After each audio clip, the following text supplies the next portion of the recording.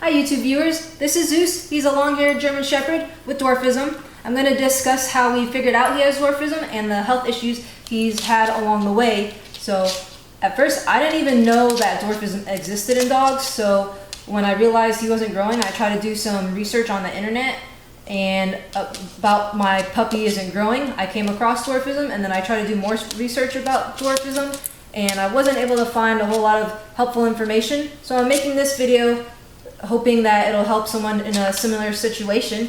Keep in mind that this is just his case. I'm sure every case is different. We got Zeus when he was 8 weeks old. He weighed only 5 pounds. It was around the 3-month-old mark is when I started to research my puppy isn't growing and came across the dwarfism.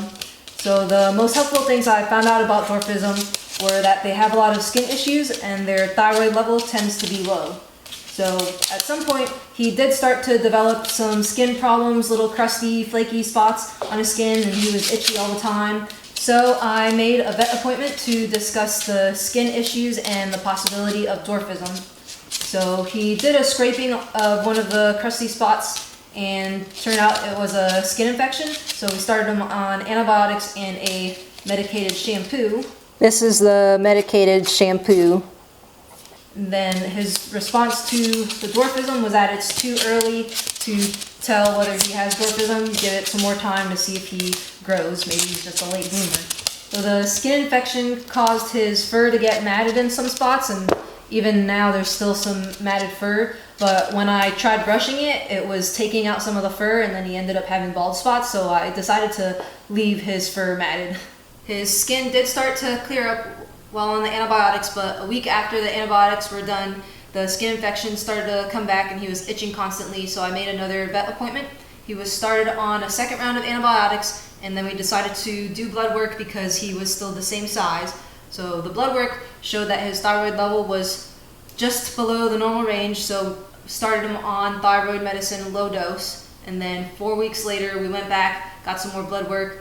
His thyroid level was still low, so we increased his thyroid medication, and then 4 weeks after that, we went back, got some more blood work. His thyroid level was right in the middle of the normal range, in the perfect spot.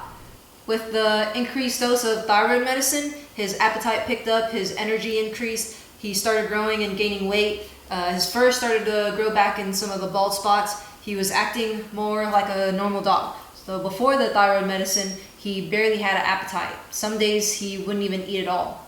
Oh, so another note that I wanted to point out that the vet informed us is that the low thyroid level could make him more prone to skin infections, similar to how diabetes in humans makes them more prone to skin infections. So, but since the thyroid level has been in the normal range, his skin seems to be doing fine.